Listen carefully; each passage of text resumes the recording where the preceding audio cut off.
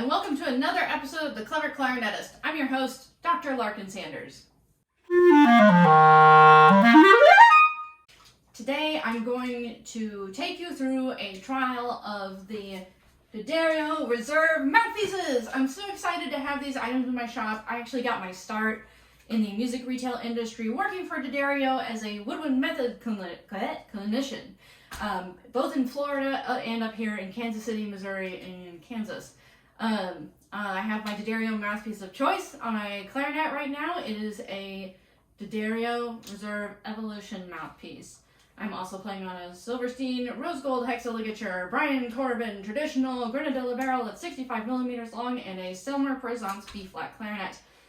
This will be our control today because we're scientific clarinetists up in here.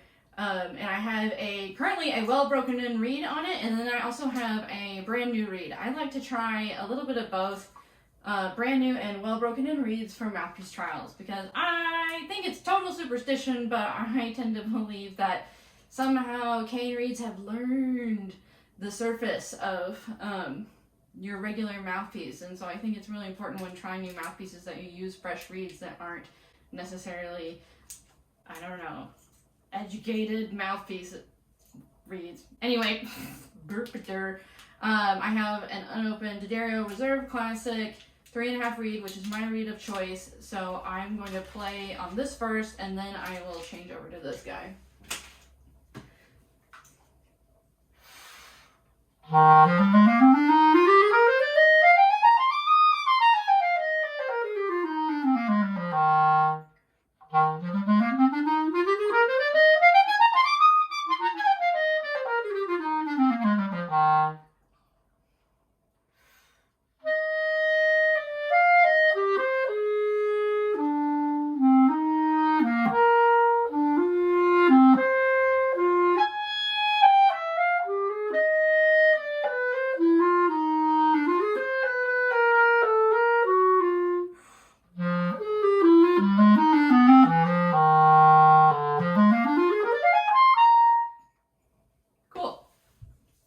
Time for a new reed after all. So I'm going to go ahead and open up this little guy and also give it a toot on my control mouthpiece. Yum, fresh reed. Let's give her a toot.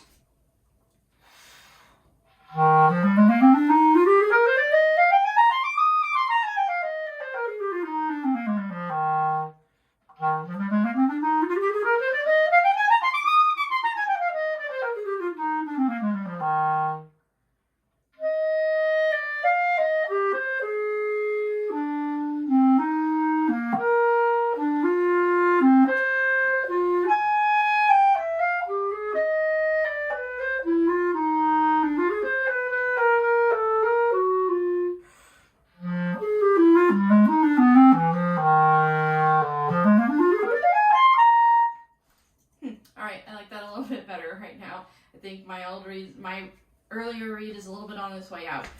So that's the control sound of my mouthpiece. I really like the reed and mouthpiece combination. It's for me the exact right parts, responsive and resistant. It doesn't feel like I'm going to be totally out of control. It feels like I have absolute control over my sound while aiding me in making my most beautiful and richest sound. So I'm going to be working my way through these mouthpieces by mouthpiece tip opening. My control mouthpiece, the Reserve Evolution, has a 1.08 millimeter tip opening, so that's considered a medium open mouthpiece.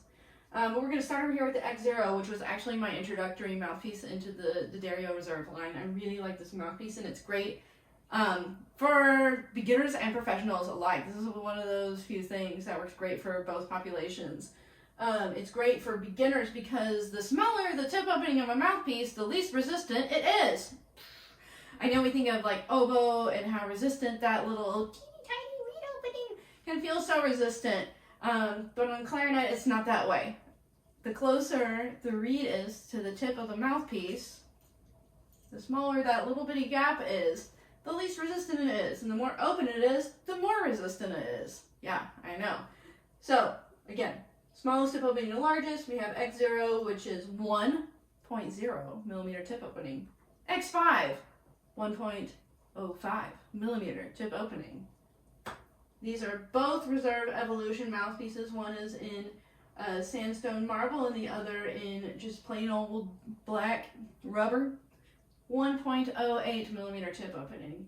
And the X10 mouthpiece, which actually used to, as you might guess, a 1.10 millimeter tip opening, now has a 1.12 millimeter tip opening. So I actually have never tried this like upgraded, redesigned X10 mouthpiece. So it'll be an adventure, to be sure. I will skip the plain black rubber Evolution mouthpiece in the lineup because what's the point?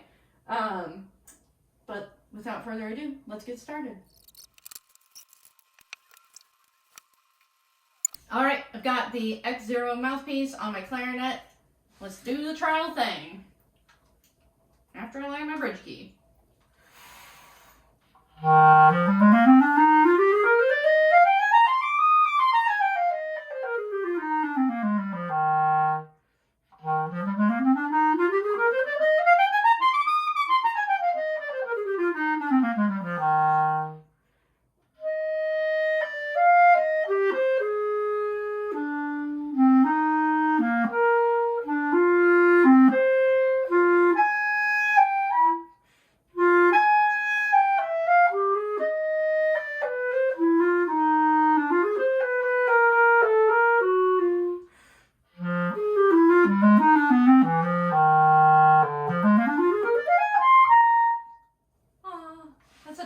Mouthpiece. Oh, it sounds really good.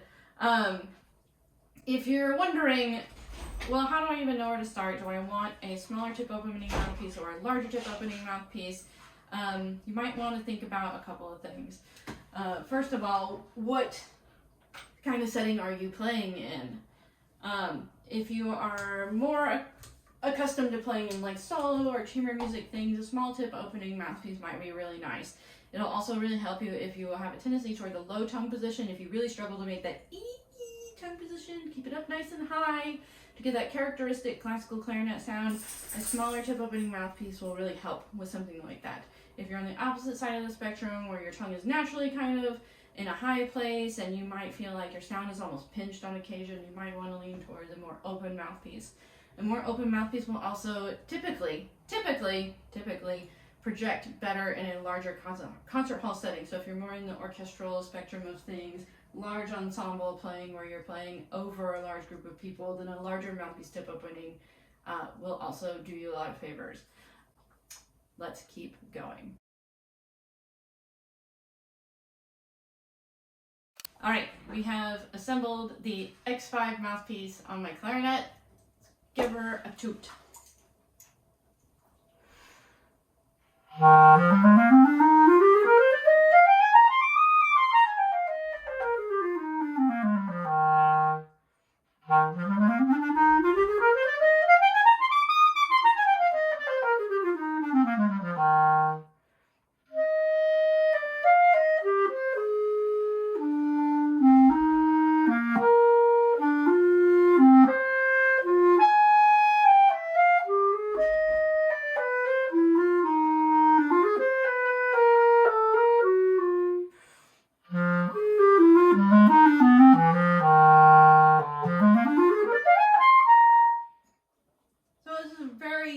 Subtly different from the X0, and as it should be. It's a fraction of a millimeter more open and otherwise has the same specs as the X0 mouthpiece. It is just a hair, a teeny tiny bit more resistant than the X0 mouthpiece, which can be, it can be a good thing, for sure, for it to be a little bit more resistant. The more resistant mouthpieces tend to feel, the more projection they tend to have. For me, that was always counterintuitive. But maybe the sound is not quite as sweet. And for me, that's kind of what I got. The X5 sound was not quite as sweet as the X0 mouthpiece. But let's keep going before my reed gets too waterlogged to the marbled Evolution mouthpiece. So I'm sure you've seen my marbled Evolution mouthpiece before. This is a new one. This isn't my personal one. But just look at how pretty that is. I think marbled mouthpieces are so cool, and I actually tend to prefer the sound of a marbled mouthpiece to that of just a regular rubber mouthpiece. I don't know why that is, but I feel like I get a slightly darker or maybe a more characteristic clarinet sound. What am I doing with that? From a marbled rubber mouthpiece. So let's see what happens. I know something really strange happened to the table of my personal marbled rubber mouthpiece. It looked like someone had taken their thumb and just stamped it. And I don't know what happened. I don't know if that was a chemical reaction to the surface it was on or what happened there, but it didn't seem to respond quite the same after that. And again, I don't know if my mouthpiece was an anomaly, but just figured I would share my weird marbled mouthpiece experience with you. If you're really interested in the marble mouthpiece, I think you probably have to be careful about its environment and where you're leaving it when it's not being used. What the heck? You can't line this thing up. Here we go.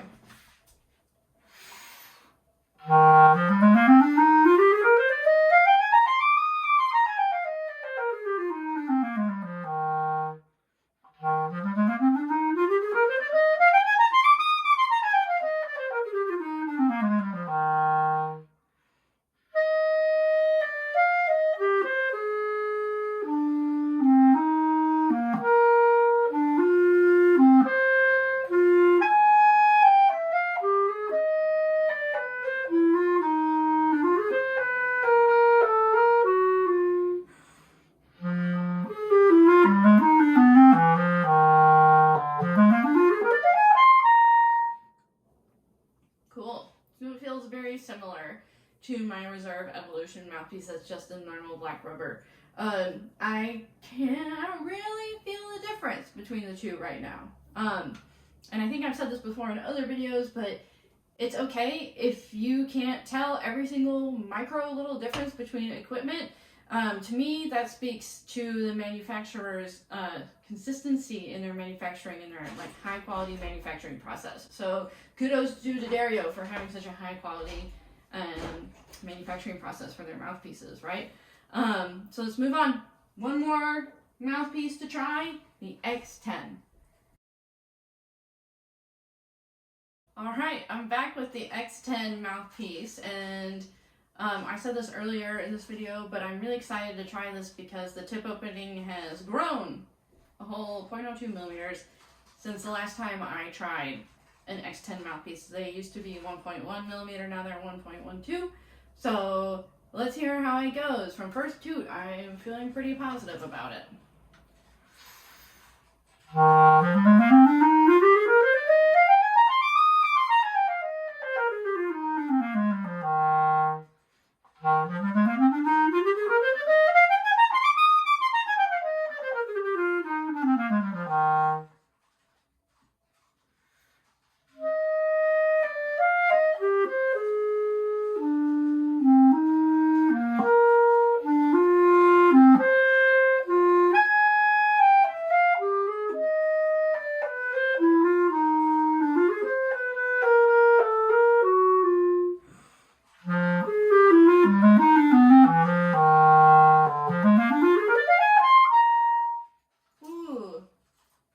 Beautiful. I really like that mouthpiece, and I really think whatever overhaul it just went through was worth it. I really like it a lot, and it really gives the whole Reserve line a nice spectrum of mouthpiece tip openings to find what really works best for you. So that's super exciting. Conclusions. I don't think I'm going to move away from my Evolution mouthpiece right now. I'm going to keep playing on that because I love it, but I'm really glad to know that all of these mouthpieces sound really good and all have something very special to offer. From a very closed mouthpiece tip opening to the medium open-ish mouthpiece facing. There's something for every level of classical clarinetist in this group. Something else I should mention, speaking of classical clarinetists, is that the more open the tip of the mouthpiece is, the easier time you'll have doing some extended techniques like smears in particularly, like your old Rhapsody in Blue. It will be easier with a bigger bigger tip opening. I like actually played Rhapsody in Blue with an orchestra once with an X0 mouthpiece, and it was like I had a 50-50 success, 50% chance success rating basically with it. So my glissandos are only effective like half of the time, and once I switch to a wider tip opening mouthpiece, it's the efficacy of my smears has really increased. So if you're interested in stuff like that, you might want to look at a wider tip opening mouthpiece as well. Thanks for watching this trial of D'Addario Reserve Mouthpieces. Please let me know which mouthpiece you liked best in the comments below, and if you're interested in trying some of these mouthpieces, please feel free to reach out to me on my website, cleverclarinetist.com, where you can get all these glorious things, or shoot me an email at larkin@cleverclarinetist.com. Thanks so much for watching, and I'll see you next time.